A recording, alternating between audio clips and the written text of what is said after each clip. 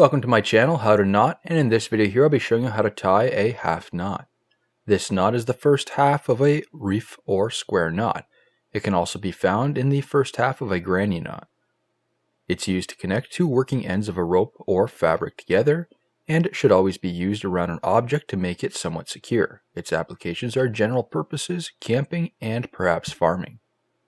Here are the two working ends of the two separate pieces of rope. First cross the two working ends. Then take the one working end and wrap it around the standing part of the other rope. The black cap represents an object. As mentioned earlier, this knot should only be tied around an object. Now for an up close.